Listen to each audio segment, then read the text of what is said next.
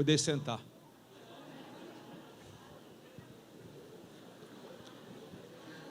Graça e paz, irmãos. Serginho, melhor aqui, nada aqui no altar para mim. Um ótimo dia para vocês. Faço a réplica aí, as recomendações e as homenagens a todos os pais. Nós, homens, né? Os homens ainda que não geraram, mas já têm esse ofício, aguarda somente a hora. Que Deus abençoe a sua vida rica e abundantemente também. Sabemos da importância da mulher, porém, Satanás ele tem uma sede absurda sobre os homens. Eu vou lhe explicar. Quando o povo crescia e oferecia, melhora para mim, Sérgio, e oferecia perigo lá no Egito, a ordem de Faraó era que dizimassem toda criança recém-nascida do sexo masculino. A mesma ordem também do imperador nos tempos de Jesus, não foi dada a palavra para aniquilar e dizimar as mulheres, mas sim o homem. Por que isso? O homem é um reprodutor. Quando Deus ele cria o homem no jardim do Éden, ele cria e dá uma ordem ao homem. Ele diz que da semente do homem, assim também como Abraão, nasceria nações. Então quero honrar a todos os pais, a todos os homens, que já têm a palavra do Eterno sobre a sua vida. A palavra da multiplicação e a palavra da reprodução. Que seja você um homem próspero em todas as sementes e áreas da sua vida. Que Deus faça de vocês homens fecundos, que possam prosperar em todas as boas obras no qual Deus lhe colocará a fazer. Sabemos que assim como no tempo do faraó antigo, nada aqui para mim ainda. E também sabemos que no tempo de Herodes, algumas crianças, alguns homens foram mortos. Mas você está vivo.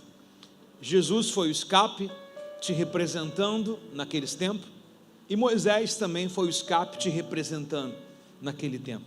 E quero dizer que debaixo dessa palavra nós também teremos escape do Senhor em todos aqueles que tentam tramar e destruir as nossas vidas. Que a bênção de Deus possa estar sobre a vida de cada homem aqui nessa manhã, representando a sua casa, representando a sua família, representando o reino de Deus. Você é uma figura no qual descreve a imagem de Deus. Quando Deus criou o homem, Ele disse: façamos o homem a nossa imagem e a nossa semelhança. As mulheres, que me desculpe, mas a imagem de Deus foi apregoada ao homem. Claro que depois do homem veio a mulher. Mas quando alguém quer ter uma referência de Deus, um dia o profeta estava passando em frente à casa de uma mulher e ela usou o sobrenome daquele homem, colocando o nome de Deus. Lá vai um santo homem de Deus. Então todos os homens levam as características de Deus, a imagem de Deus. Quando eu digo a imagem, também os atributos. Todo homem representa Deus na sua casa, no sacerdócio. Todo homem representa Deus na sua casa com a proteção. Em toda a figura do Antigo Testamento, era-se colocado profetas e reis para trazer a imagem de Deus. Moisés traz a imagem de libertador, Josué traz a imagem de conquistador. Os reis trazem a imagem de um exército, de um quartel, de uma soberania. Nós, homens, carregamos responsabilidade no qual a gente nem parou para imaginar ainda ou pensar nessa vida ainda. Dentro de cada um de nós tem a essência de Deus. Quando Deus tinha as suas legiões de anjos, Ele poderia estar contente dizendo: já criei anjos, os anjos me adoram. Mas Deus resolveu criar um homem e deu a ele o que não deu aos anjos: a sua imagem e a sua semelhança. Acredito piamente que nenhum dos anjos ou seres celestiais foram criados da forma que o homem foi criado.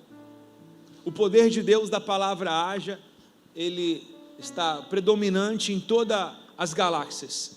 Quando nós olhamos o sol, olhamos a lua, olhamos as estações, nós vimos que a palavra haja ainda continua ainda bem viva dentro de nós. Mas Deus, em sua soberania, em sua grande paciência para conosco, Ele não disse o haja, Ele disse façamos. Deus teve trabalho. Me lembro que um dia eu falei nesse altar há umas semanas atrás que coisas exclusivas se fazem à mão. Façamos o homem. Você não é um qualquer. Eu fico imaginando quando aparece o desemprego na sua vida. Eu fico imaginando quando você não consegue dar o que tua casa precisa ou realizar o que sua família necessita e assim também o quer. Mas eu fico imaginando se você olhar para cima, resgatar a essência dele, dizer: Deus, me dá a tua honra para eu dispensar ela sobre a minha casa. Me dá as tuas virtudes para que eu possa colocar essas virtudes em minha família. Então Deus lhe fez o homem, Deus lhe fez como sacerdote, Deus lhe fez como pai e Deus lhe fez como protetor. Há muitas virtudes dentro de cada homem, muitas. Embora que, quando falamos em virtude, o texto de Provérbios 31 traz a virtude da mulher também, mas existe algo em que não é a virtude de um trabalho, a virtude de uma mulher que levanta cedo, a virtude de uma mulher que cuida da casa. Isso é magnífico, é digno de louvor e de aplauso. Mas existe uma virtude dada ao homem. O homem, ele é a imagem de Deus aqui na terra. Quando as pessoas olharem para a gente, elas precisam dizer o que aquela mulher sábia, sem ao menos saber que nós estaríamos dizendo isso essa manhã, elas possam falar: lá vai um santo homem de Deus. Quando ela disse isso, ela disse: aquele homem é separado. Você está comigo aí? Não? Então quero louvar a Deus com essa palavra e dizer: todos vocês são separados. Parabéns a todos os pais que já são e que irão se tornar ainda pais. Deus seja louvado pela sua vida. Uma salva de palmas ao Senhor.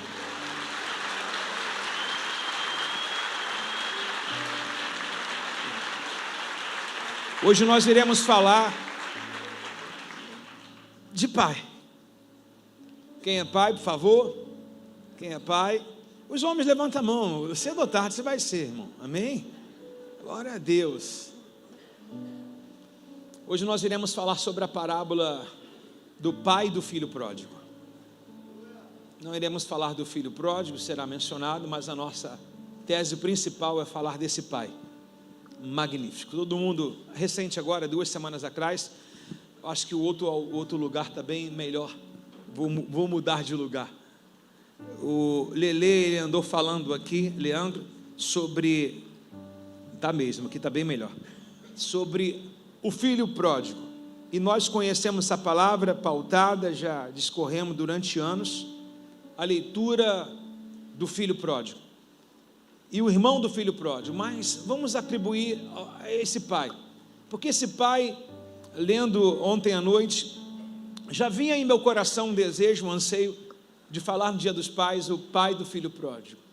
Eu vejo uma figura de um pai perfeito, porque essa parábola parece que traz uma confusão em nossas cabeças. Parece que ela, de um pai perfeito, se cria 2 filhos aparentemente totalmente rebeldes. Um não se sente em casa e o outro não quer ficar em casa. E qual o defeito? É do pai? Não. O texto ele começa a pontualizar no final da parábola que o pai é um bom pai e é um pai perfeito. Então hoje eu quero falar dessa paternidade, de um pai que corrige, de um pai que não oscila, mesmo com decisões de filhos erradas. Ele continua sendo aquilo que é a essência dele. Diga comigo bem alto: paternidade. Ótimo. Por favor, Lucas capítulo 15, verso de número 11 ao 16, nossa leitura inicial. O Serginho está dando até uma microfonia. Mas eu preciso me ouvir ali, eu não estou ouvindo nada. Eu estou ouvindo mais a igreja do que eu aqui. Eu ouço a igreja, mas não me ouço aqui. Ó. Agora está vindo, está chegando. Vamos lá. Jesus continuou: um homem tinha quantos filhos? 2 filhos. O mais jovem disse ao pai: quero a minha parte da minha herança. O pai dividiu seus bens entre os seus filhos. Baixa um pouquinho. Alguns dias depois, o filho mais jovem arrumou as suas coisas e mudou para a terra distante. onde desperdiçou tudo que ele tinha e optou por viver de forma desregrada. Quando seu dinheiro acabou, uma grande fome se espalhou em toda a terra e ele começou a passar necessidade. Convenceu um fazendeiro da região a empregá-lo, e esse homem mandou aos seus campos para que ele pudesse cuidar dos seus porcos. Embora quisesse saciar a sua fome com as vargens dadas aos porcos, ninguém lhe dava coisa alguma. Palavra de Deus para nossas vidas nessa manhã. Bom, todo mundo já conhece a escritura, não vou ter dificuldade nenhuma, apenas trazer a ideia do texto que eu tenho nessa manhã. O mesmo capítulo ele fala de 3 coisas, porque eu destaquei aqui a parábola do filho pródigo, que é o título da parábola, porque essa parábola junta tudo que ele já havia falado acima. Quer ver uma coisa? Se você olhar no mesmo capítulo, versículo 4, que é a parábola da ovelha perdida, ele vai dizer sobre um público. Vejam bem, se um homem tiver 100 ovelhas e uma delas se perder, o que acham que ele fará? Não deixará as outras 99 no pasto e buscará a ovelha perdida até encontrar? Quando nós olhamos a parábola da ovelha perdida, nós nos deparamos com o Evangelho de João, capítulo 4.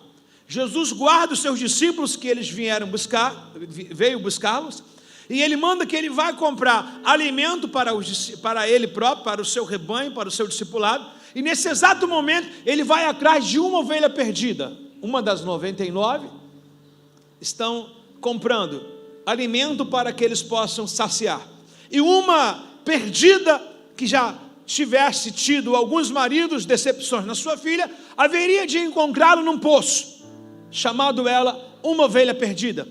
Quando nós olhamos essa parábola, nós olhamos da ovelha perdida, nós olhamos os gentios.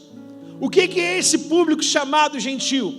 Um samaritano, um povo de outra língua, alguém que talvez nunca se deteve à lei de Moisés, ao Antigo Testamento, alguém que nasceu em Jerusalém, mas nunca se converteu ao Deus de Jerusalém, alguém que é de Israel somente por cidadania, não é um israelita.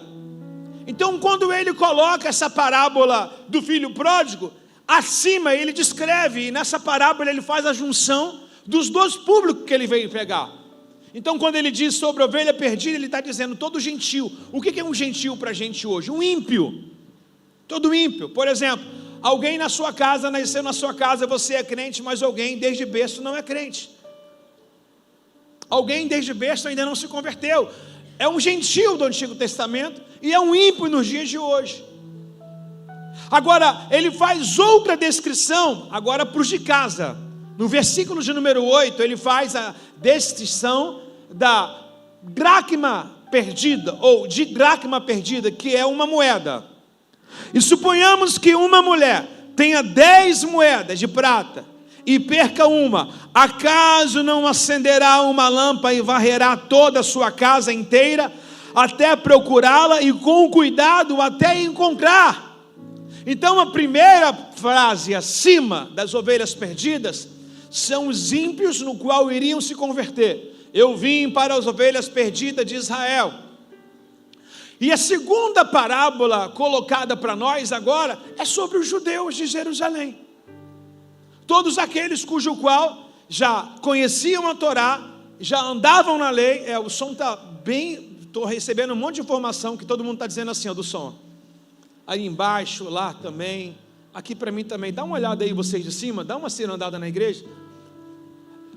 Quando nós olhamos essa outra parábola da dracma perdida, já não é mais um ímpio de fora, já não é mais um gentio, agora é aqueles que predominam, que conhecem a Torá, agora são os israelitas, são os judeus, agora são aqueles que fazem menção, que cultuam no templo, e ele está dizendo agora que ele veio buscar os que estão em casa, mas estão perdidos. Aqueles que conhecem a palavra, aqueles que fazem a obra, mas estão perdidos. E você vê que a moeda caiu dentro da própria casa. A moeda está perdida dentro da própria casa. Quem já não esteve num ambiente, ou se estar aqui num ambiente que fala assim, gente, eu estou meio perdido, eu preciso me encontrar. Você não é um fugitivo lá de fora, você não é alguém que não faz menção da fé. É como a menina acabou de louvar, você é alguém da fé, mas na verdade deixou alguns valores se perder.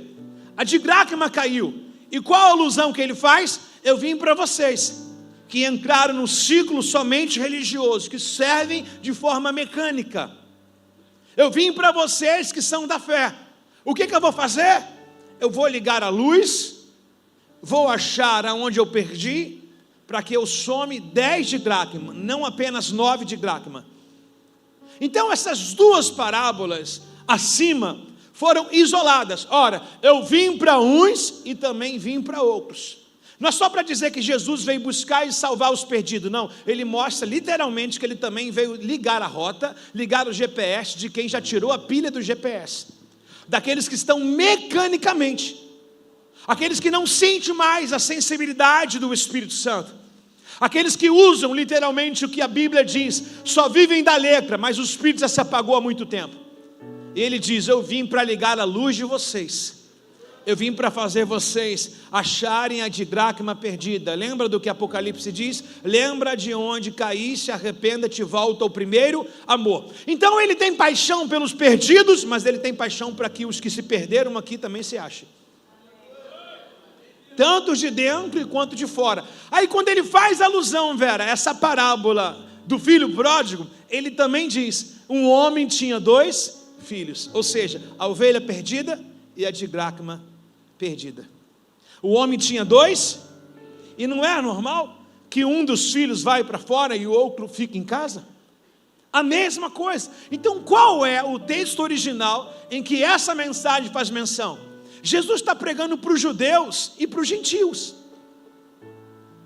Então eles falam de duas coisas distintas que eles conhecem. Quem não conhece essa moeda? Didracma. Ele vai dizer, alguns de vocês já perderam a didracma em casa? Sim, assim estão vocês. E alguns de vocês, porventura, já apacentaram as suas ovelhas e perderam ela e foram atrás buscar? Deixaram 99 no rebanho seguro e foram atrás de uma? Sim, então eles conhecem. Agora ele vai dizer assim, tanto a ovelha perdida, quanto a didracma de casa, eu vou chamar de filho. Porque era um escândalo para o judeu, Jesus chamar um ímpio de filho. Quando ele curava as pessoas, que ele falava, mulher, sua fé te salvou. Filha, por muitas vezes, filha, a sua fé te salvou. Eis aí um filho de Abraão. Então ele sempre trouxe a essência, dizendo o que? Filho. Aqueles que pecaram muito, aqueles que acharam que nunca pecaram. Existem os judeus que acharam na vida inteira que nunca tiveram pecado, e ele veio chamar de filho, desde que ache a sua didracma. E existe aqueles que gastaram uma vida de forma desgarrada, uma forma descarada de gastar a vida num pecado, de pegar a herança do pai, e ele também vem dizer, eu vim buscar aqueles que se perderam. Então quando ele traz a parábola da didracma perdida, da ovelha perdida, ele está dizendo agora, numa intimidade, quando ele entra com a parábola do filho pródigo. E aqui eu quero que você olhe dessa forma, no qual talvez você nunca devia ter percebido. Agora ele traz uma intimidade, dizendo que dentro de uma casa há um pai que tem 2 filhos. Quem é? O judeu e o gentio. O que nunca quis saber de Deus a vida inteira e aquele que sempre falou de Deus a vida inteira.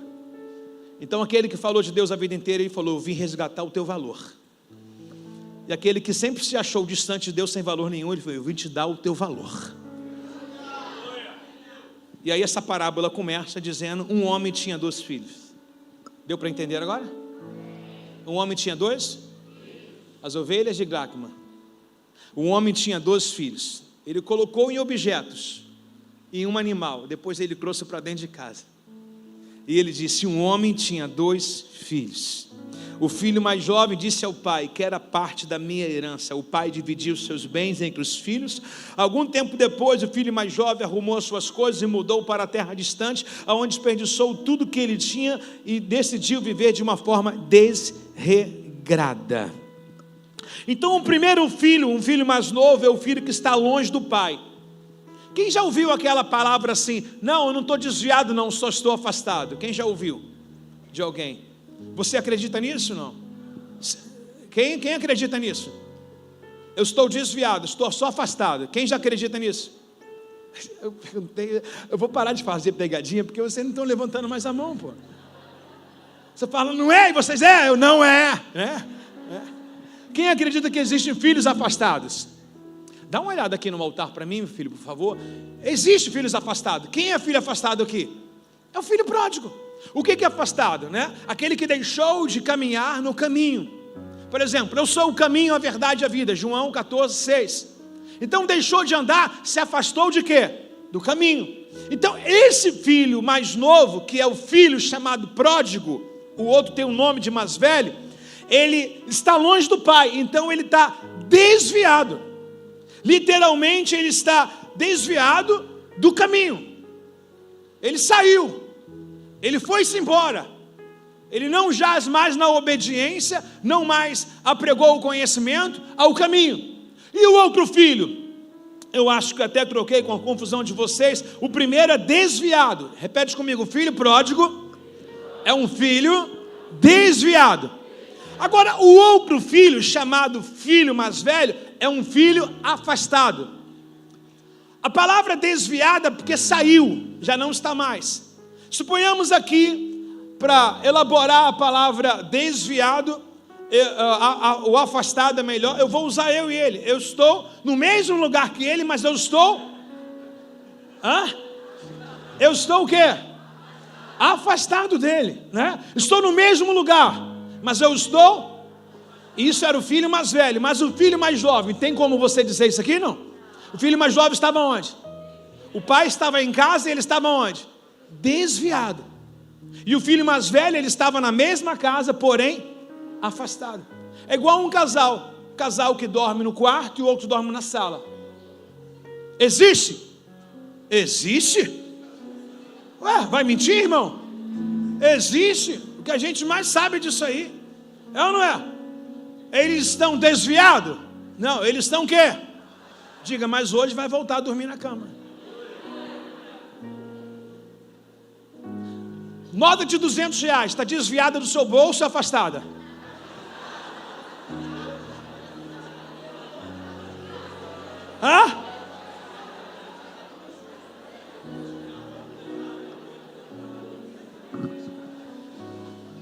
Agora preste atenção, por favor.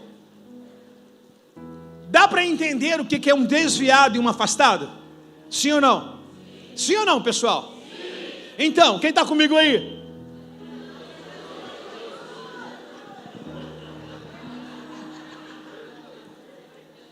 Um filho desviado é o mais novo, porque ele pegou e saiu do lugar de origem. Você vai dizer para mim que tem o mesmo efeito. Eu vou dizer para você, não. Porque às vezes é mais fácil achar o que perdeu perto de você. Porque o perdeu perto de você, você pode até ajudar. Por exemplo, o pai tem uma comunicação com quem está afastado, mas o pai não consegue se comunicar com quem está desviado. Por isso que a Bíblia diz, a fé vem pelo ouvir a palavra de... Aí o pai vai consolar no final da palavra dizendo, meu filho, tudo que é meu é seu. Porque está afastado, mas está ouvindo, está vendo. Água mole, pedra dura, tanto bate até que fura. Mas não tem como falar de um filho, não tem como você legitimar alguém que está jaz lá nos porcos. Alguém que está numa terra longínqua da sua, no qual você grita e a audição não chega, no qual não se sente o cheiro, não tem tato. Então a parábola é muito simples. Quando ele pega a ovelha, ele pega de dracma, ele coloca numa coisa simples demais. Ele vai dizer, os dois são filhos, mas a distância quem mede é vocês. Você sabia disso? Deus está acessível a todos, e a distância entre nós e Deus, quem medimos somos nós. Vou repetir mais uma vez, a distância de Deus, quem mede somos nós. A Bíblia diz, perto está o Senhor aos que têm coração quebrantado. Se eu quebrantar meu coração, quem vai estar perto? Então quem sabe aonde Deus tem que estar sou eu, devido ao meu nível de obediência, ao meu nível de santidade. E ele vai dizer uma coisa, em que esse filho ele aparentemente vê uma decisão lucrativa em se desviar. É comum de vocês lembrar uns cultos que eu já havia falado há um pouco antes, sobre o salmista chamado Asaf, no qual ele é um levita da casa do Senhor, e ele olha para fora, e ele tem a mesma perspectiva que o filho pródigo tem. Parece que a música na casa do ímpio é mais bonita, parece que a vida do ímpio é mais feliz, parece que a felicidade na casa do ímpio é uma coisa real. Nem um ímpio coloca foto feia no Instagram, irmão, nem crente. Foto feia não vende like. Tem gente que vai para o resort. Esses dias tive com um casal no restaurante, onde ninguém se degustava a tomar apetite ou comer e degustar de uma boa comida. A galera era jovem, mas era a galera de like, de YouTube, esses famosinhos. Todo mundo só foi nesse restaurante para tirar foto. E uma comida, uma carne deliciosa na mesa, ninguém queria comer. É um drink bonito, uma taça desse tamanho bonito, e uma foto bem tirada com a melhor roupa. Ninguém vende imagem feia não, filho. É a proteção de tela. Mostrar que é bom, mas na verdade não é. Então um filho mais novo, ele foi pego pela aparência. Agora, o que me faz a pensar o lugar que ele vai é porque ele já estava paquerando há muito tempo. Está comigo ou não está? Está com Jesus também. Fala, estou contigo, pastor, estou com Jesus também. Tá? Eu estou contigo, porque sei que tu está com Jesus, né? Então, eu quero a minha parte da minha herança. E o pai dividiu. Sabemos disso aqui, coisa comum, todo mundo sabe. Esse filho poderia morrer, mas o pai não optou pela morte dele. Eu vejo esse amor do pai até quando a gente toma decisões erradas. Em outras palavras, havia aquela coisa que a mãe e o pai falam assim, ó, a partir de hoje você morreu na... Quem já ouviu isso? Quem já ouviu isso de um pai, de uma mãe, ou quem já falou para um filho? Ó, você para mim morreu. Hã? Quem já falou? Olha as mãos levantadas. Pode levantar para mim. Alguém que te irritou, ou você irritou seu pai, um dia o seu pai ou sua mãe disse assim, ó, para mim você morreu. Olha como é que o pai é rico em misericórdia. Ele poderia ter falado isso. O filho desonrou e quebrou um princípio. Mas não há nenhuma fala que o pai diz que o filho morreu, ou seja, perdeu a identidade. O pai não anulou o filho mesmo com a decisão errada. Agora ele falou assim, vou deixar, vou mostrar que eu sou pai. Então o pai deu o livre-arbítrio para ele, mesmo ele podendo até possivelmente mandar matar o filho, ou o filho ser apedrejado, tamanha desonra, ele dá a herança para o filho. Só que o destino que ele toma, no versículo 13, alguns dias depois o jovem arrumou suas coisas e mudou para a terra distante, onde desperdiçou tudo que tinha, a viver de uma forma desregrada. O que é uma forma desregrada, irmãos? Festa, bebida e mulheres. Se você quiser achar que é isso aqui, você vai ver o que o filho mais velho fala. Ou seja, o filho mais velho, mesmo dentro, ele sabia de tudo que o irmão mais novo estava fazendo. E não é difícil de você encontrar, vejam bem. Gente, esse negócio de escrever sozinho aqui me dá um arrepio. Aleluia. Vejam bem o verso 29, por favor. Verso 29.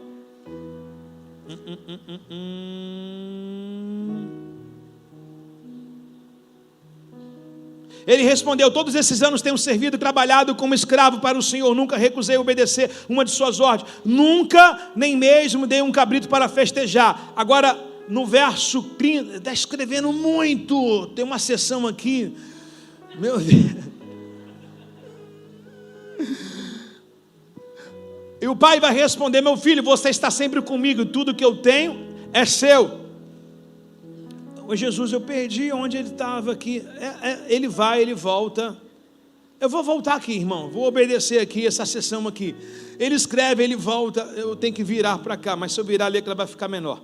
Vamos lá, volta por favor, no versículo 13. Então ele desperdiçou com de forma desregrada, e de forma desregrada que o irmão mais velho vai dizer é em festas, em mulher, ele vai dizer prostitutas, meretrises. Então ele pegou a herança santa do pai, o que é puro, lícito, e foi gastar de forma desregrada. Lembra que eu falei que hoje a pregação é sobre o pai? O pai sabia disso tudo. Quem crê que Deus é onisciente? Qual pai que é bobo, irmãos? Se o cara é pai, porque já passou na fase de filho. Então o filho vai dizer para a gente, não pai, eu vou me comportar. A gente sabe que na verdade não é. O filho fala assim, ó, pai, eu vou dormir. Aí você entra no quarto e ele está com o telefone na mão. A gente sabe por quê? Porque a gente já fez isso tudo. Contei o segredo. Está comigo ou não está? Então a maioria das coisas, e aqui eu vejo o amor do pai. Por que eu vejo o amor do pai? Porque o pai, mesmo sabendo que o filho está mentindo, possivelmente, dizendo que vai fazer uma coisa, ele sabe na verdade que ele está fazendo o outro. Agora o que me chama a atenção é que o lugar que ele vai bate certinho com aquilo que ele já desejava fazer. Quando o dinheiro acabou, ele pode fazer tudo, mas uma hora a ficha chega. Irmão, sabe qual é o meu sonho? Pergunta, qual é o seu sonho, pastor? E um dia de domingo, passar um final de semana na casa dos meus filhos, quando ele comprar a casa deles. Já viu um negócio no Instagram, fazer pipoca, comer assim, jogando, botar a mão no espelho assim, ó. É ou não é? Deixar a lata de lixo cheia assim, ai que delícia. Ir com tênis com bastante chulé. E deixar na sala assim, ó. Pegar um papel higiênico, meu irmão, dar várias voltas assim. Depois chegar e fazer assim, ó. Levar uns 6 cachorros para a casa deles, ó. Que maravilha. Dá ou não dá, pessoal? Quem vai fazer isso com seus filhos? Vai não. Não vai não. Só que uma hora a conta chega. E ele saiu todo posudo, mas o dinheiro acabou. Olha a dependência que a gente tem do pai. Quantas pessoas, irmãos, já tomaram decisão de se afastar da casa de Deus? Deixaram de congregar. E hoje vê na verdade que estão falidos emocionalmente, familiarmente, espiritualmente, materialmente. Falidíssimos. Não tem mais vida, não tem mais ânimo, não tem mais vigor. Por quê? Simplesmente porque pegou a sua herança. Herança só se dá em morte, o pai nunca morreu. O que o pai quer? Que a gente usufrua de tudo com ele. É ou não é? Qual pai não tem vontade, irmão, de uma empresa bilionária e os filhos trabalhar junto com o pai? Agora me chega um filho de um pai muito bilionário e fala, não, eu não quero o teu ramo, eu quero para outro. O pai até vai dar, olha lá, é o sonho dele, beleza. Mas qual era o sonho do pai? Que ele desse continuidade. A fala dele no final vai dizer tudo. Tudo que eu tenho é teu. Pode usufruir. Está comigo ou não está? Quando o seu dinheiro acabou, uma grande fome se espalhou pela terra e começou a passar necessidade. Lembra que Jesus falou? Na casa do meu pai, a abundância de alegria. Quem está na presença de Deus não passa necessidade. A fome vai apresentar aonde? Lá fora. O tempo de crise vai aparecer para onde? Lá fora. E aqui nós somos nutridos. A fome não apresentou para dentro, na fazenda do pai. Na fazenda do pai tinha de tudo, mas lá fora teve fome. E ele convenceu um dos fazendeiros a empregá-lo. E ele pediu emprego, e a profissão de cuidar de porcos era a profissão mais vergonhosa, mais podre da atualidade. E ele vai lá cuidar de porcos, ou seja, um príncipe agora está na miséria, está cuidando de porcos, está dando lavagem.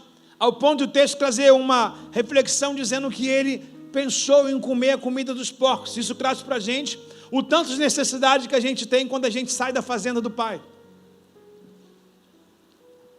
A gente quer comer o que o cachorro come. Coisas detestáveis que nós olhamos hoje é simplesmente, você vai começar a amar se você sair da casa do pai. Mas ele começa a dar um ensaio. Posso ouvir um amém? Ele começa a dar um ensaio. E o ensaio que ele dá onde, meu irmão? Não é num lugar legal, não. Ele tem mente. A mente não apagou. Ele tem memória. E na memória dele ele fala: caramba, que saudade. E ele começa a trazer umas lembranças que na casa do pai, um simples trabalhador tinha mais alimento que ele. E ele começa a dizer: poxa, na casa do meu pai os trabalhadores são tratados de forma honesta. Ou seja, ele está fazendo o quê? Ele está trabalhando, cuidando de... Então como é que aquele patrão do mundo está tratando ele? Trabalha! Você está aqui por causa disso. E ele lembrou o quê? Como é que o pai tratava os trabalhadores na sua fazenda. Meu pai nunca gritou com um trabalhador. Meu pai nunca deixou um trabalhador com fome. Então aquilo que ele estava passando, ele trouxe a reflexão dos trabalhadores, no qual talvez na fazenda ele nunca deu atenção. Então, da forma que esse homem que empregou ele aqui aos poucos está tratando ele, agora ele está trazendo alusão como o pai é bom. E não é legal de se espelhar nisso? Olhar como o mundo trata as pessoas aí fora, e a gente vê que mesmo a gente sendo servo, mesmo a gente sendo escravo, Deus não nos trata como servo nem como escravo, mas como filhos amados. E ele traz uma reflexão, ele faz um ensaio. E aqui, meu irmão, se iniciou o ministério de teatro, Paulo Vitor, foi com o filho pródigo. O primeiro teatro bíblico a partir de uma ideia.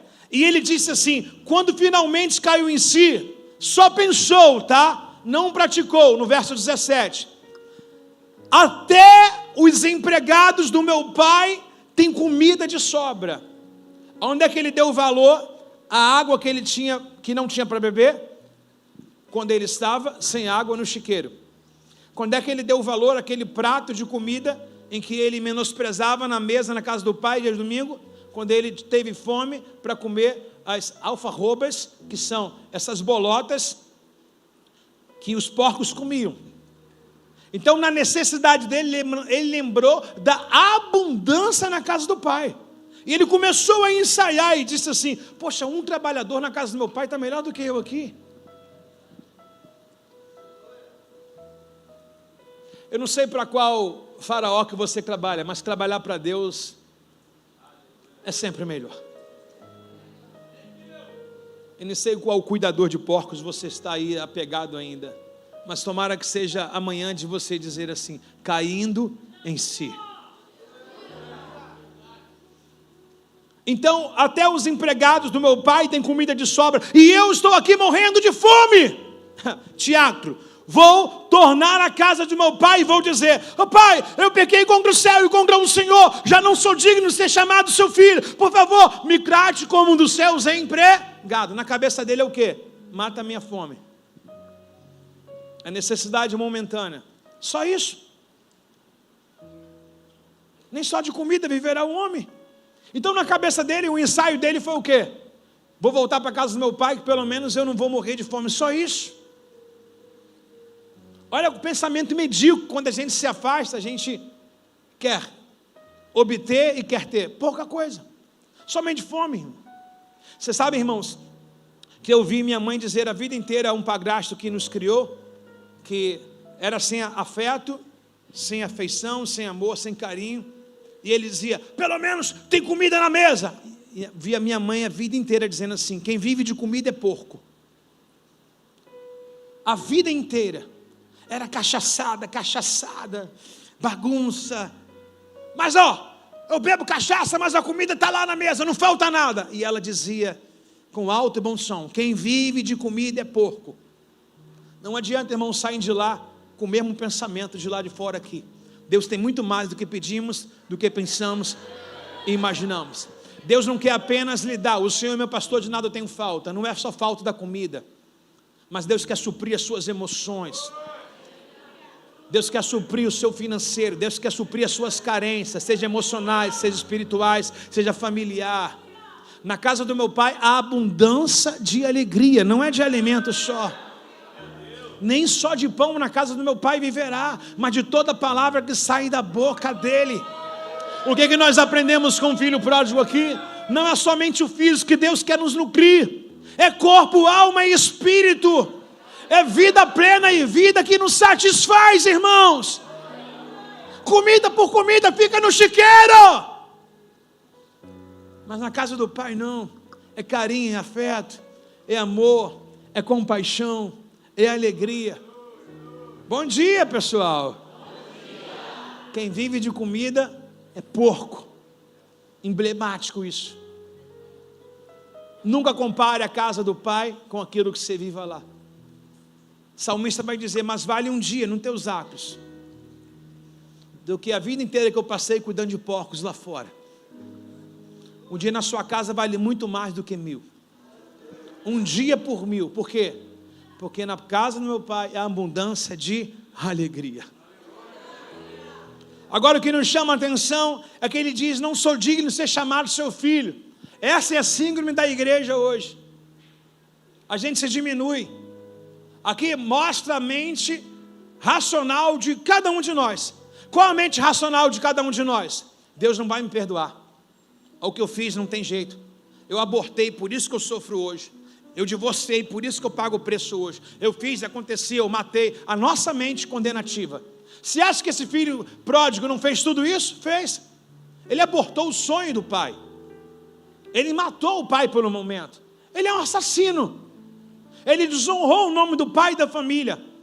Mas na cabeça dele é o seguinte, trabalhador, eu só quero ir para o céu. Eu não só quero ir para o céu. O que mais interessa para mim é somente ir para o céu. Já está bom, não. Eu quero ir para o céu.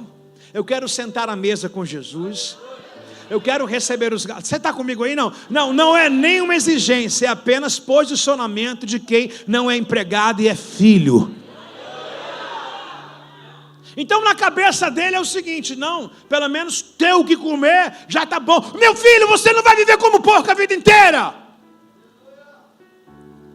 Aí na cabeça dele ele se incrimina. Ele mesmo já se sentenciou. Não, o meu pai vai chegar lá e vai me colocar em outros níveis. Eu vou precisar ser rebaixado. Outro dia peguei um menino na igreja muito bom. Menino simples, tem boca e não fala. Nunca vi ele metido em nada de errado. Ele chegou para mim e falou, pastor, quebrei a minha corte. Chegou com toda a verdade, simplicidade. Chegou, colocou só o coração, nem se sentenciou nem nada. Ele disse assim, quebrei a minha corte, eu te traí. Só queria usar de verdade. Eu falei assim, uau, que bacana, meu filho. Vai e não peques mais. Ele, você não vai me botar no banco? Eu falei, não. 7, 8 anos é a primeira vez que eu vejo você falhar. Levanta. Vai e não peques mais. Tão bom, né? Pecado confessado. Não tem reincidência. Não é a segunda, não é a terceira vez. Caiu ele mesmo, tomou uma decisão e chegou comigo com a decisão do que ia fazer. Bem bacana isso. E quantos filhos se param no meio do caminho e não conseguem chegar a esse nível dessa verdade? Se se incriminam enquanto não se escondem. Não vou falar porque é severo, não. O filho chegou e ele se incriminou como muitos se incriminam. Muitos não se perdoam. A gente quer alcançar o perdão de Deus, sim ou não? Mas a gente não se perdoa. A gente não se perdoa. Maridos que já traíram a esposa, esposas que já traíram o marido, olha que assunto para tocar. Deus já perdoou, mas tem gente que não se perdoa ainda. Tem esposa que já se perdoou, o marido não se perdoa. Tem marido que já se perdoou, mas a esposa não perdoa, ou vice-versa. E a gente tem essa mente do filho pródigo. Eu vou chegar lá e ele vai me rebaixar, vai me dar um esculacho, vai chamar todo mundo, olha aqui, isso aqui é exemplo para todos vocês, não se faz isso com cada pai. Vai lá. Fica igual um trabalhador. Sendo um pai, não. Essa é a mente de todo filho que ainda não alcançou ou não conhece a Deus. Jó falou assim, eu te ouvia e te conhecia de ouvir falar, mas agora eu te conheço. Nós precisamos ter uma experiência com Deus. Deus nunca vai chamar um filho de empregado. Nunca vai chamar um filho de empregado. Agora o que me faz trazer a reflexão, e aqui entrou a mensagem dessa noite, no verso 20. Então voltou para a casa de seu pai. Quando ele ainda estava longe, seu pai viu, cheio de compaixão, correu para o seu filho, abraçou e beijou. Quero trazer 3 coisas, uma delas é compaixão. Por favor, Lu. A palavra compaixão é colocada nesse texto que vem a atitude do pai. A palavra compaixão desse pai dá para a gente aquilo que nós humanamente poderíamos dizer assim: se fosse eu, ele voltava, mas ia pegar o chicote, ia largar nas costas dele. O pai não tem ira, o pai não tem raiva. Se você olhar o texto, quem corre atrás do filho é o pai. Quando ele ia ver, o filho ainda estava na estrada. Lembra que ele saiu do caminho, agora ele voltou Então quando o filho retorna no caminho, o que o pai faz? A metade do caminho é meu, fica aí onde você está. A palavra compaixão, ou seja, o pai não destilou ódio nem tristeza, apesar de tudo que o filho fez. O pai não tem memória vingativa. Olha como é que Deus está mostrando que olha para a gente agora. Ele olha com um olhar de amor e de misericórdia. Bem-vindo ao dia do melhor pai, que é Deus. Ele não condenou o filho. Ele poderia, não, vai ter que vir até a minha aqui. Quando ele viu uma atitude, ele complementou. Ele falou: filho, já reconheci o teu esforço. Você voltou ao caminho. Aí quando ele vê o filho entrando no caminho, ele nem espera o filho chegar na porteira da fazenda. Ele abre o portão. Imagine um senhor de idade. Eu tenho essa mente aqui. Um senhor de idade, tem um filho mais jovem, um filho mais velho, um fazendeiro. Para ele chegar ao nível de um fazendeiro, não é um garotão não. Então você imagina um pai já com muita idade, agora movido de uma íntima compaixão, indo até o filho. Isso me traz a reflexão que Jesus por muitas vezes foi questionado pelos discípulos: quando que nós iremos ver o Pai? Jesus disse para os discípulos: estou sempre convosco. E Jesus mostrou isso aonde? No momento mais definitivo de toda a humanidade. Lucas capítulo 23, Jesus pregado numa cruz. Todo mundo o criticava, todo mundo zombava dele. Alguns diziam: eis aí o rei dos judeus. Qual foi a palavra que Jesus fez? Ele não disse: vocês vão tudo para o fogo do inferno. Foi isso que ele falou? Não. Qual foi a palavra de braços abertos em meio à sua dor? Pai, perdoa, porque não sabe o que? Jesus é a imagem de Deus, irmãos. Tudo que Deus tinha para se mostrar à humanidade, a Bíblia diz que ele se esvaziou. Imagina, Deus se comprimiu à forma de um ser humano. Viveu as necessidades de um ser humano, se relacionou com o ser humano. Imagine quando ele veio à terra através da pessoa do seu filho Jesus. Ele diz: estou eu de novo no jardim. O homem saiu do jardim, foi expulso, mas ele se tornou como um homem, a forma de servo, conviveu com o homem novamente, pegou as dracmas perdidas, ligou a luz dela, Nicodemos. Pegou os gentios da vida, apóstolo Paulo. Amou tanto Nicodemos como amou o apóstolo Paulo. De um religioso a um homem sem caráter. O Nicodemos, um homem respeitado, ele amou. Um homem odiado por todos os cristãos, Paulo, ele também o amou. E não é por menos nem por mais, não é uma frase de efeito, mas é uma frase verdadeira, porque Deus amou o mundo de tal maneira que deu o seu único Filho, a saber, unigênito, para que todo aquele que nele crê não pereça, mas tenha a vida eterna. Parabéns, meu filho, feliz Dia dos Pais!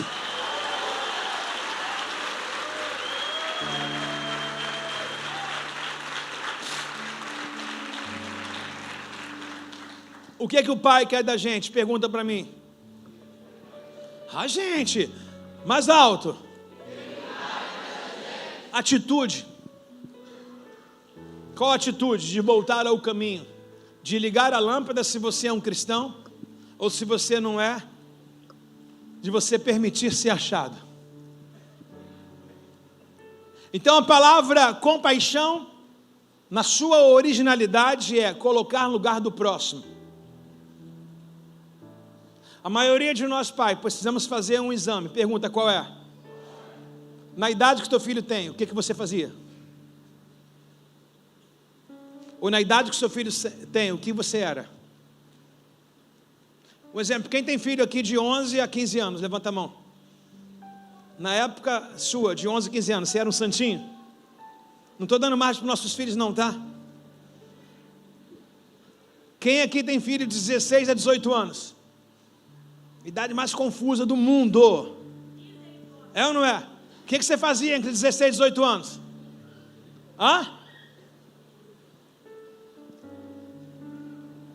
Se nós olharmos, os nossos filhos estão bem mais avantajados que a gente em nossa época. Tá ou não tá? Tá ou não tá? Hã? Quem já deu muito trabalho? Não, levanta a mão lá em cima, por favor. Lembra que o filho pródigo tem que confessar? Quem já deu muito trabalho para os seus pais? Quem já mentiu muito para os seus pais? Esse dia, lá em casa teve uma sessão com a minha sogra de perdão. A Bárbara chegou e falou para mim: mãe, eu quero pedir perdão à senhora. A Tirene, minha filha, de quê? Você é santa, Bárbara. Mãe, porque há 59 anos atrás eu menti para a senhora. A senhora pensou que eu estava trabalhando e eu saí do trabalho e fui para um baile. Mais ou menos isso, né? É. Aí eu cheguei, a senhora falou que estava onde, meu filho? Não, mãe, você atrasou, né? Não, mãe, eu fui para um baile. Ó, coisa, antiga. Agora, os nossos pais não têm tanta informação de Deus como a gente tem hoje também, sim ou não? Então a gente melhorou muito para que os nossos filhos não errem onde a gente errou. E melhoramos pra caramba, para quê? Para que os nossos filhos não mintam como a gente mentiu. Para que os nossos filhos não cometam coisas ilícitas como a gente cometeu. Irmão, há 20 anos atrás, o evangelho não batia nem no portão da sua casa. É ou não é? E hoje o evangelho está dentro da nossa sala. Conhecereis a verdade te... Há 20 anos atrás, quantos anos ele tem, Chuchu? Quantos anos ele tem? 16 anos. Há 16 anos atrás, você já esteve sentado na cadeira do lado com seu pai, no culto? Aí, a juventude de hoje. O que me criou, dava comida e falava, tem comida lá. Há 20 anos atrás, Jorge, 22, né? 23, 24, 25, 24 anos. A Ju, estou tentando acertar. Gente, já viu como a filha do pastor Jorge é bonita, gente? Solteira, cara. Faculdade, trabalha, dependente, já dirige. Cabelo liso, não precisa gastar com escova marroquina. Se veste bem, fala bem, educada. Pai é pastor. Quando vai sair o pai que paga a conta. Ó, que maravilha. Você imaginou hoje teu pai está aqui convertido. Mas você já teve um reflexo do seu pai trazer você para um culto, para um ambiente? Olha só como é que você está, esposa e filha do lado. Você teve essa graça com sua mãe, com seu pai? Então hoje nossos filhos, eles têm que beijar os nossos pés. Porque nós estamos dando aquilo que a gente nunca teve. Sim. Nós estamos oferecendo o que nunca nem conhecíamos. Olha o pastor Jorge. A mãe e o pai dele nunca fez o que ele está fazendo com a esposa e com a filha. Uau! Posso ouvir um uau aí, irmão? Quem está comigo, levanta a mão. Obrigado. Eu vi que quem levantou a mão agora é o pessoal do primeiro amor. O pessoal mais velho falou, pegadinha, vou cair nessa não. Mas o pessoal que se converteu agora, tudo levantou a mão. Eu tenho porém contra ti que deixasse levantar a mão, diz o Senhor. Então o pai teve íntima compaixão, repete comigo, íntima compaixão. Diga, íntima compaixão. Diga, não se irou, não pegou o cinto, nem a varinha de goiaba, nem o chinelo havaiana. O que ele fez? A metade do caminho do filho ele cumpriu. Ele poderia falar assim: vem você sozinho, você que errou. É como se um filho quebra uma coisa em casa, você fala: pega e limpa. Aí esse pai mostra para a gente assim: vai lá e ensina ele a limpar. Vem cá, meu filho, vamos fazer junto. Paternidade é forte, né, mano? A vontade do ser humano é limpa, quebrou. Mas a paternidade é Deus. Ensina ele a fazer. Quem já reclamou com o filho que quebrou um copo, um prato em casa que você muito gostava? Já pensou se sua mãe mandasse o boletim de quanto você quebrou? Já pensou se sua mãe vai mandar para sua casa a fatura de quantas coisas você já quebrou na sua casa? Hã? Quem já pegou o carro do pai e bateu? A não ser o pastor Sérgio. Quem já pegou o carro do pai e bateu? Olha aí, por favor, levanta a mão. Quem já bateu o carro do pai? 1, 2, 3, 4, 5, 6, 7, 8, 9, 10, 11, 12, 13, 14, 15, 16, 17, 18, 19, 20, 21, 22, 23, 24, 25, 26, aí atrás. 26, o pessoal de trás dirige bem. 26, 27, minha irmã. 27 pessoas. Você imagina, nos dias de hoje, seu filho está habilitado, você deixa a chave lá no chaveirinho, né? Negócio, né?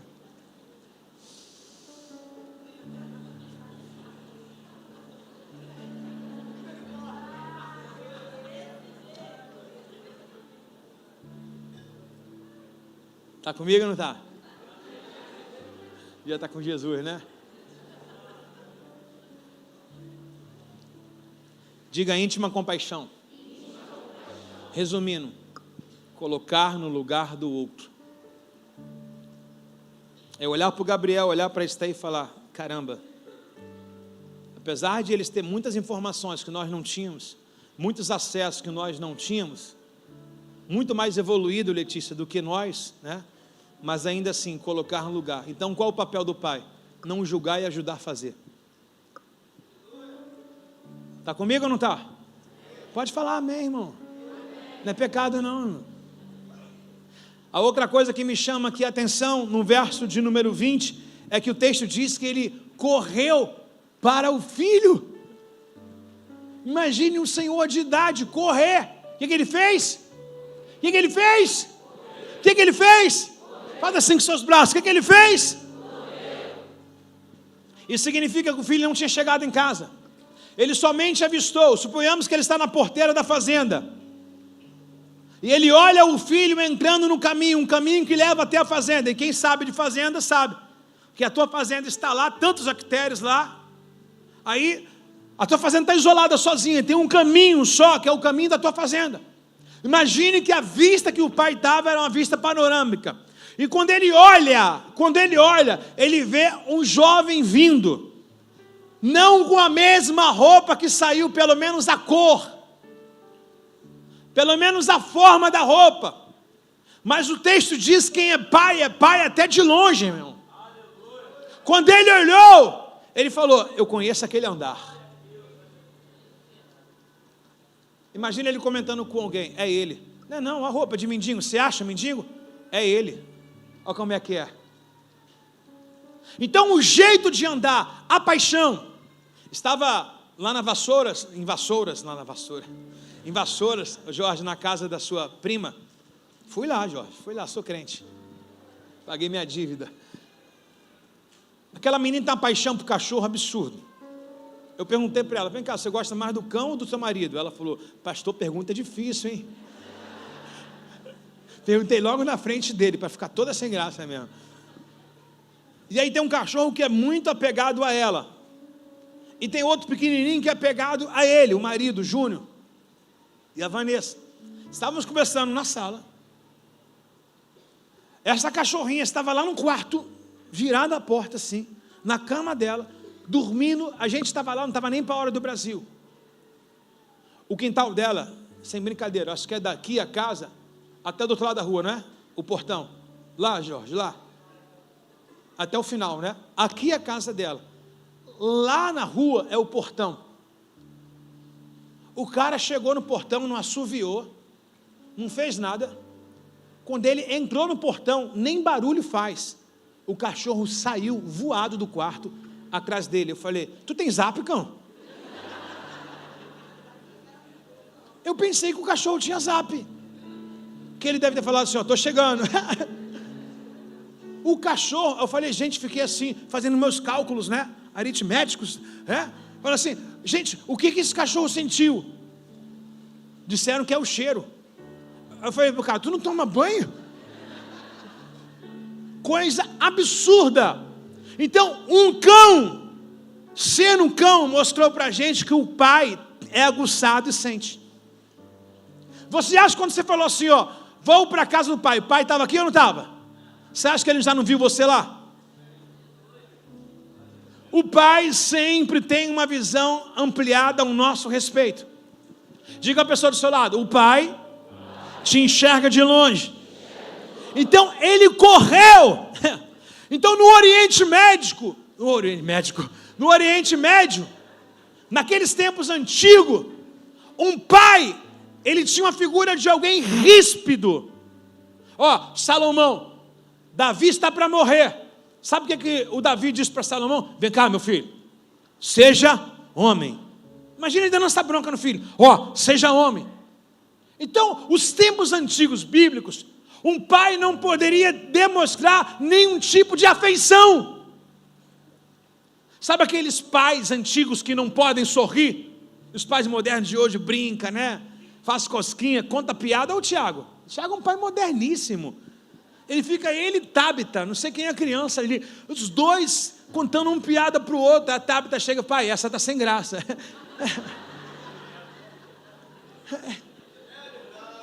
Eu estou falando mentira, não? Verdade pura. Então, no Oriente Médio, um homem não poderia demonstrar sentimento nenhum. Na cabeça de todo cidadão é um pai fraco. Um pai fraco. Então, o pai não está nem aí porque vão pensar, nem aí pela didática do lugar onde ele vive, nem aí para aquilo que os outros vão pensar. E eu quero que você imagine, esse senhor, Noé, fica de pé no seu lugar, Noé. De pé, Noé. Você tem pouca idade, mas a barba, né, assim. Noé, faz assim, Noé. Tan, tan, tan, tan, tan, tan. Né? O pai sai correndo na fazenda, sai correndo. Imagina todo mundo dizendo, ele perdeu a cabeça? Não, ele encontrou o que ele estava precisando. O filho que tinha se perdido foi achado. Alguém pode dizer alguém nessa manhã aí, amém, irmão?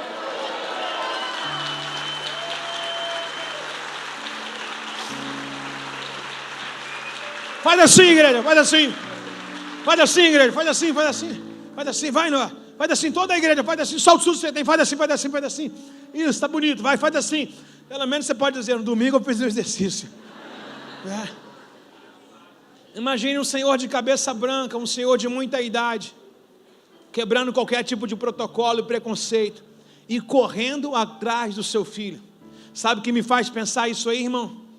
Não que Deus correu, mas o fim de tarde que Deus passava, e o texto diz, e Adão ouvia o pisar de Deus no jardim. Sabe o que eu entendo?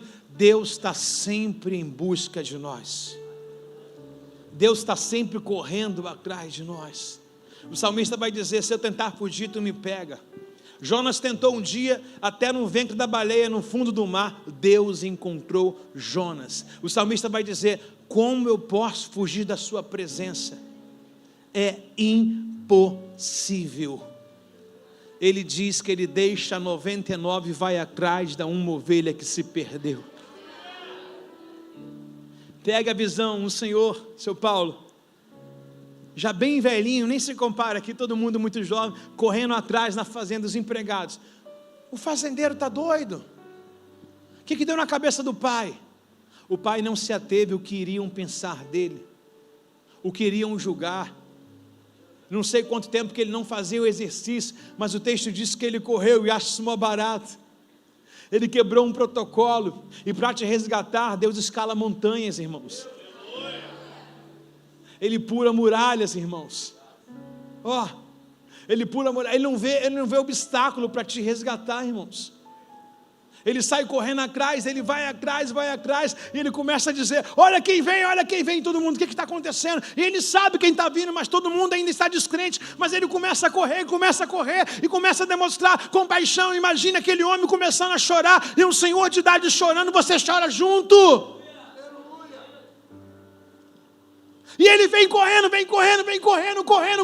e de repente o filho fica constrangido, porque o pai está fazendo tudo isso para mim, tudo isso para você.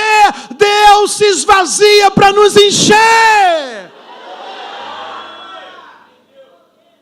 Isso é que é pai.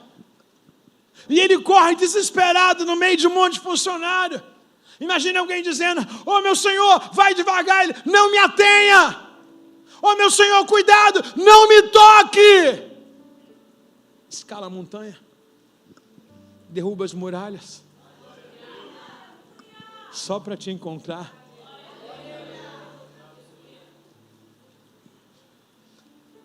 Quem é que foi lá no bar te convencer quando você falou, não aguento mais dessa vida? Quem que foi lá naquele quarto e não deixou você tirar a vida? Quantas ameaças de morte você tinha? Não tem lógica, sua soma não vai chegar a não ser uma coisa: o pai foi lá e te resgatou. Qual o lugar que nós estávamos? Qual as besteiras de vida que nós fizemos? Qual a roupa suja que ele nos encontrava? Talvez você disse assim, para mim não tinha mais jeito, ou não tem mais jeito. Não tinha, na sua mente, que a sua mente sempre vai te incriminar, mas na mente do pai eu vou resgatar, quem começou a boa obra deve terminar. E de repente ele começa a correr, e aí o texto diz que agora, depois da corrida, depois da compaixão, ele abraça o filho e beija o filho. Ele não beijou alguém que acabou de se banhar, ele não beijou alguém que acabou de se perfumar, ele está beijando alguém que veio com uma roupa suja do antigo trabalho, alguém com umas vestes antigas. Então ele tem compaixão, ele corre, e ele não dá um abraço congelante, um abraço no qual segura aqui, segura ali, depois você se banhar. Não, ele pega o filho, ele abraça. Sabe o que é isso? Ele trouxe para si. O que o filho está fedendo? A lavagem dos porcos, a comida dos porcos. E não quero que você pense no Oriente Médio, um ósculo santo que é um beijo. Quando a Bíblia diz que ele abraçou e beijou, ele cobriu o filho de beijo. Ele não deu um beijo de cumprimento, bem-vindo à sua casa de volta, não. Ele o beijou em todas as partes. O pai não sente o cheiro que a gente sente. O pai não tem o nojo que nós temos. Ele abraça e começa a beijar o seu filho, As muitas misericórdias de Deus são reveladas através do seu afeto, através da sua compaixão, através do seu abraço e através dos seus beijos. Qualquer um de nós aqui teria alguma atitude diferente, talvez um beijo só de cumprimento, bem-vindo, mas não. Esse filho estava fedido, estava fedendo, a sua roupa suja, ele suado, imundo, não há indícios no qual ele possa ter se banhado até chegar à casa do pai. Quando o seu dinheiro acabou, não houve mais troca de roupa, então é uma roupa suja por muitos dias, é muitos dias sem se banhar, é o hálito, é a aparência, é o cabelo, é a barba. O pai pegou o filho da forma que todo mundo despreza.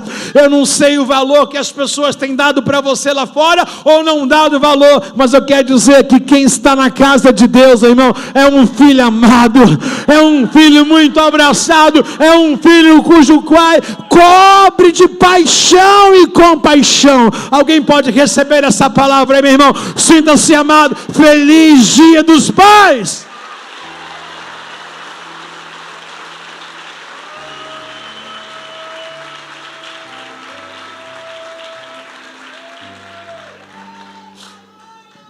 Quem já fez uma viagem e ficou muito tempo fora, tendo filho em casa? Quem já fez uma viagem, ficou muito tempo fora? Quando você chegou, o que você pegou os seus filhos?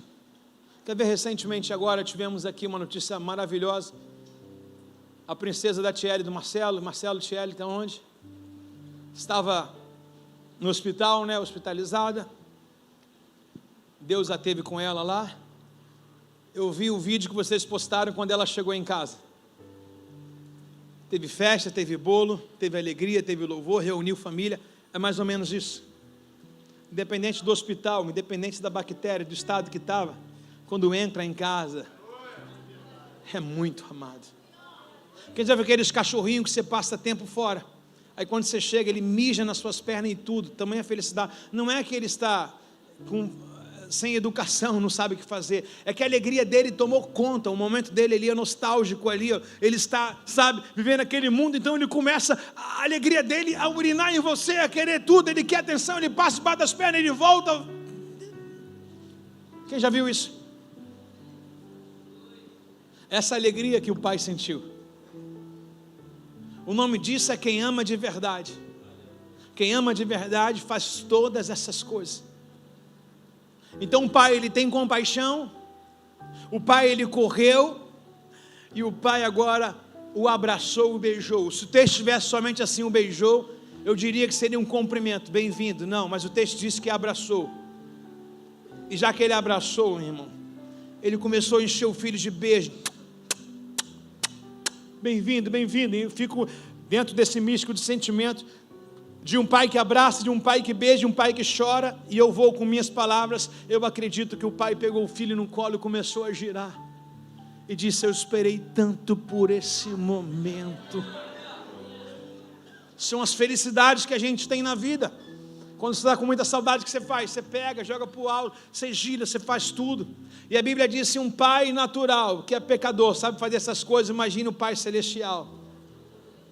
Por isso que em muitos momentos da nossa vida a gente se sente como se Deus tivesse pego a gente no colo. Por quê? Porque a gente vive deixando Deus com saudade. Está comigo ou não? Pode falar, irmãos. Está comigo ou não está? Amém. Amém o quê? Deixou no vazio, nulo, né? Usa aí, pastor, a palavra, você que sabe, tá bom, irmão? Amém é concordância, amém? Tá comigo ou não tá? Beleza. Então o pai abraçou, cumprimentou com um beijo, ele agarrou e cobriu o filho de beijo, irmão. Cobriu o filho de beijo.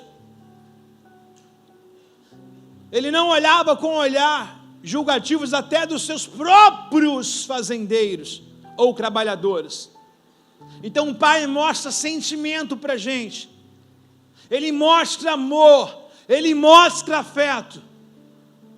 Eu não sei você, meu irmão, mas eu poderia ter todo tipo de crise do mundo, minha cabeça era muito confusa quando fala de pai, muito confusa, mas eu resolvi apertar o botão do reset, falei, eu aceito Deus como meu pai. Se você tem, amém, irmão, se já teve, glória a Deus, agradeça. Por muito tempo na minha vida eu falei, caraca, eu queria ter conhecido meu pai, porque é um espelho para você. Fala, eu saí dali, é ele e tal. Ah, briga de casal, meu pai não me ama. Cara, hoje você é casado, você não tem um pouco de crise com sua esposa? Imagine, se você consegue suportar com a informação que você tem do Evangelho. Talvez seus pais lá atrás não tinham nada, o cordão de três dobras não fazia parte da vida deles. Então não tem como julgar o pai nem a mãe, nem escolher lugar. São eles. A sua genética está impregnada tanto nele quanto nela. Então não tem como escolher, irmãos. Não tem como escolher. Qual é o seu dever? De ser um bom filho, de ensinar aquilo que eles nunca te ensinaram. Amém, Ilka? De ser aquilo que você nunca teve. E quando eu conheci Deus, irmãos, eu descobri essa paternidade. A minha orfandade acabou, literalmente. A minha orfandade acabou. Isso era um vazio dentro de mim, irmãos. Já me peguei muitas vezes na minha adolescência chorando, vazio. Até porque esse padrasto era uma pessoa muito boa, mas veio de um orfanato também, sem pai e sem mãe. E ele decidiu afogar essas lágrimas dele, aonde? Na bebida. Então ele poderia ter retribuído isso para a gente, mas não retribuiu. A gente lá em casa nunca ouviu assim, eu te amo, filho. Nunca. nenhum dos meus irmãos. Agora eu vejo as crises, às vezes, que em outro tem. Precisa achar Deus. Se não achar, isso nunca vai ser resolvido. Eu não sei quantas vezes você já ouviu do teu pai, ou já almoçou com o teu pai, ou saiu, se já partiu dessa vida. Agradeço pelo tempo que você teve. Se você tem, faça isso, irmãos. Tira a onda hoje, a informação que você tem, o Deus que você serve. Você é cristão, vai ficar guardando o ódio do pai, dispenseiro, vai ficar aí no coração. Não, porque ele é do jeito dele. Cara, quem se converteu foi você, irmão. Quem se converteu foi você, cara. Se você não fizer isso, você não é cristão de verdade. Olha o papel que o filho pródigo deixa para a gente de ensinamento. Quem foi buscar o pai? Pródigo. Você era um pródigo, você era um perdido. Deus te achou para quê? Para que você ache outros. Bom dia. Bom dia. Então eu tenho uma conclusão, qual é? Esse pai da parábola é um bom pai. É um bom pai. Pastor, se ele fosse um bom pai, ele inibiria o seu filho de ir. Não, o amor não prende, o amor solta. Se o filho tem idade suficiente, solta. Fazer o quê? Vai botar, castigar, vai prender, vai martirizar, vai dizer, fica aqui. Não. O filho falou, pai, eu quero essa opção, eu quero ir. Tem idade suficiente? Tem. Está aqui, toma aqui. O amor é solto, irmãos. O amor te deixa livre. E o pai mostra para a gente. Agora o amor também constrange. Porque na volta não tem passagem na cara, Bill. Na volta não tem nenhum tipo de controvérsia, nenhuma piadinha. Na volta só tem compaixão e afeto. Bom dia. Diga, Deus é um bom pai.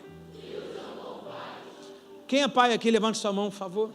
Você se considera um bom pai? Faz assim, quem considera um bom pai. Talvez se perguntar para os seus filhos, eles vão dizer que não. Talvez eles querem um pai muito moderno, né? Que aceita tudo. Olha essa parábola de forma diferente. Eu diria que esse pai seria um péssimo pai se ele deixasse que o filho quisesse fazer o que ele fez lá fora, dentro da sua fazenda. Mas o pai é cheio de princípio, falou, quer fazer isso? Faz lá fora, aqui não. Isso é amor. Isso é amor. Um pai cheio de princípio. Um pai honesto. Ele é um bom pai. Esses 2 filhos poderiam mudar a cabeça desse pai, mas eles não conseguem. Porque esse pai é pai maduro. Ele é resiliente. E aí o texto diz para a gente, no verso número 21, o filho disse, pai, eu pequei contra o céu e contra ti. O pai, no entanto, disse aos servos, o pai nem fala para o filho. O pai disse ao servo, depressa, traga o melhor boi, a melhor roupa, coloque o anel no dedo, sandália para ele e vistam ele. Mate o melhor novilho gordo, faremos um banquete para celebrarmos. Meu filho que estava morto voltou à vida, o que estava perdido foi achado, e começaram a festejar. Agora eu quero finalizar aqui com o outro filho. O outro filho, o mais velho. Quem é esse filho mais velho? Como a gente começou? De dracma. Quem é esse filho mais velho? De dracma perdida. O filho mais velho, ele não é aquele desviado, ele é aquele afastado. Estou aqui, mas é como se não tivesse. Primeiro, o que o filho desejou, me faz como um dos seus trabalhadores. O pai não aceitou. O pai falou assim, não tem esse cargo para você aqui. E o outro se sentia naquilo que um filho com pensamento mundano quis optar. E o texto diz para a gente, que esse filho, um dia de final de tarde, chegando de mais um dia de trabalho dele, não de governo, um dia de trabalho, de escravo, enquanto isso o filho mais velho trabalhava no campo. Na volta para casa ouviu músicas e danças, e perguntou a um dos seus servos, o que está acontecendo? O servo respondeu, seu irmão voltou. Seu irmão? E seu pai matou um novilho gordo, pois ele voltou são e salvo. O irmão mais velho se irou e não quis entrar. O pai saiu e insistiu com o... Ele não é um pai bom? É ou não é? Como é que você pega um filho rebelde assim, um judeu desse que está na lei lá, e diz, não, não, não, o Senhor se revelando no amor ao pai e o judeu não querendo. Então esse filho mais velho, ele se irou e falou, não vou entrar nessa casa. O que ele está dizendo? Não há espaço para nós dois, o Senhor escolhe ele ou eu. Um filho mais velho dividindo o coração do pai, colocando um pai que ele tem preferência, e ele agora vai usar a sua meritocracia. Ele vai dizer, eu nunca saí, eu nunca peguei sua herança, nunca desonrei o Senhor, mas sempre esteve afastado de mim. Já viu aqueles argumentos de pessoas? Já fez isso, tudo, aquilo, tudo outro, fez o que queria, mas não fez o que era necessário. Qual era o necessário? Estar sempre em contato com o pai. E agora ele se irrita e não quer entrar. E o texto diz que esse pai é tão bom, repete comigo, o pai é tão bom, que correu para abraçar o pródigo e saiu de dentro de casa para tentar convencer o mais velho. Esse filho, esse pai mostra favoritismo dos filhos? Não. A mesma coisa que ele fez para um, ele fez para... A mesma coisa que ele fez para um, ele fez para... Só para melhorar. A mesma coisa que ele fez para um, ele fez para... Então ele ama quantos filhos? Ele é um bom pai? Pastor, como é que pode Deus amar quem já matou? Deus ama você. Esquece dos outros. Olhe para você. Lembra do que acabamos de recitar? João 3,16. Deus amou o mundo, não foi só os crentes. Deus amou o mundo. Quem está no mundo? Todo tipo de gente. Então o amor de Deus é incondicional. Deus resolveu disparar amor na terra. Agora existem uns filhos que amam mais a Deus do que outros filhos. Bom dia. E ele não quis entrar. Ele se irritou. O pai saiu e insistiu. Mas ele respondeu, todos esses anos tenho trabalhado como escravo para o Senhor e nunca me recusei a obedecer às suas ordens. E o Senhor nunca me deu nem mesmo um cabrito para festejar com os meus amigos. É no verso 30, ele apagou tudo, está vendo? Por isso que eu não li aquela hora. Mas quando esse filho volta, depois de desperdiçar o seu dinheiro com as prostitutas, essa era a irritação dele. Eu nunca fiz isso, ele já fez. Quer comparar? A Bíblia diz que todos pecaram, seja pecado grande ou pequeno é pecado. Sim ou não? Um roubo de 1 centavo, um roubo de 1 milhão é roubo. Então esse teu filho gastou com prostitutas, o Senhor comemora matando o quê? Um novilho. O que esse filho mais velho faz? Comparação. Ele acha nos direitos de meritocracia, nunca faltei uma escala, estou contigo há tanto tempo, faço tudo o que o Senhor pede, faço até o extra, mas se sente como escravo. Não é filho. Se sente como escravo e não é filho. Ele não está desviado, mas ele está afastado dentro. Bom dia. O pai vai se mostrar um pai extraordinário. O pai lhe respondeu, meu filho, você está sempre comigo. E tudo que eu tenho é... Quem se sentiu distante? Foi o pai ou o filho mais velho? Filho mais velho. O que o pai está dizendo? Eu estou sempre aqui. Sempre acessível. Você criou essa distância entre a gente. Agora resultado, mas tínhamos, não tinha, tínhamos, eu e você, de comemorar esse dia feliz. Pois o seu irmão estava morto e voltou à vida. Estava perdido e foi achado.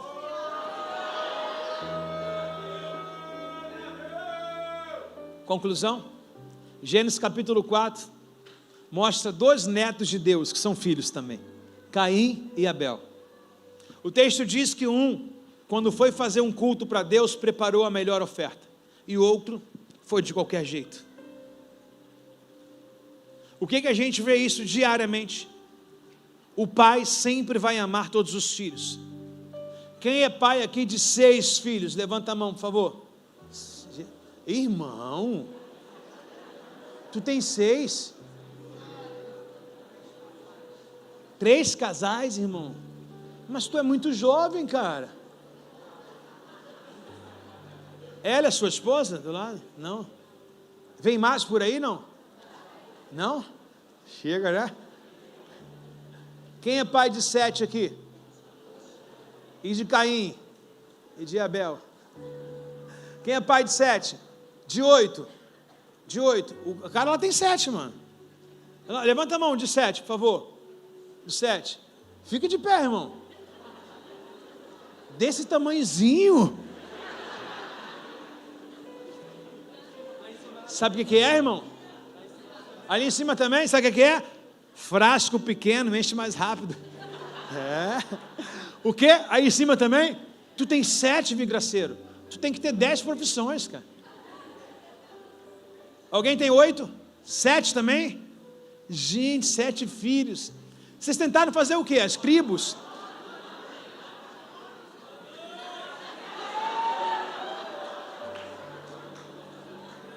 É 9, Marcelo.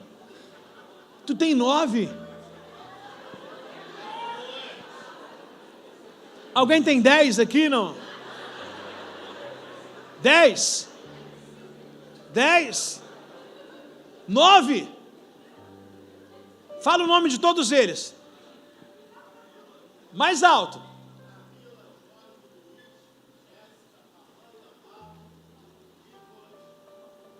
Começou a falhar. Até aqui ajudou o Senhor.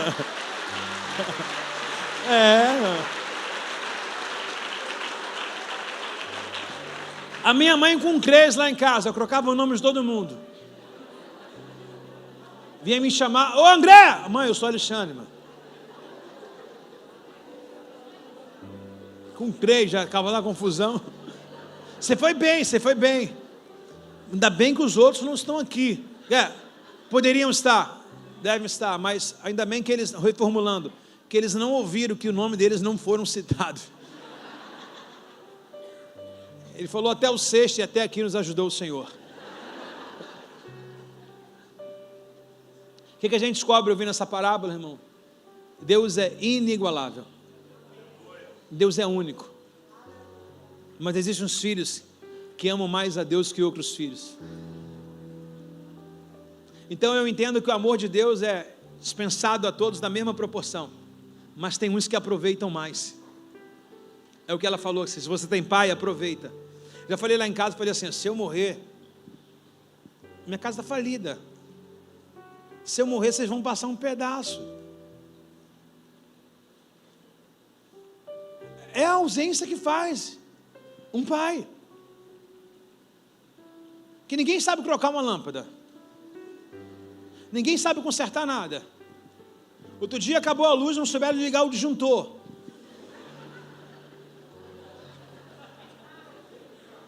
Sério. Ninguém faz churrasco, só eu. O pessoal faz churrasco lá em casa da airfryer.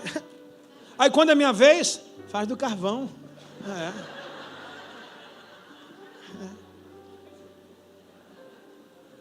Você está entendendo? Pai é muito importante para todos os filhos aqui hoje. Não crie distância entre você e seus pais. Não acho que há favoritismo. Se você vê que um filho toca mais intimamente do que outro, procure tocar também. Afinal de contas, de repente um filho pega numa mão, mas a outra está liberada. Né? Meu pai está segurando com a mão direita no meu irmão, mas a mão esquerda. O meu pai está dando uma face para beijar para o meu irmão, mas e a outra? O meu pai tem um olho para o meu irmão, mas e o outro? Se tem de verdade, aproveita. Agora, se você nunca usufruiu de um amor de Deus, depois dessa parábola, nunca mais deixe que os teus pecados te condenem. Se for necessário, Ele vai correr ao seu encontro para lhe beijar.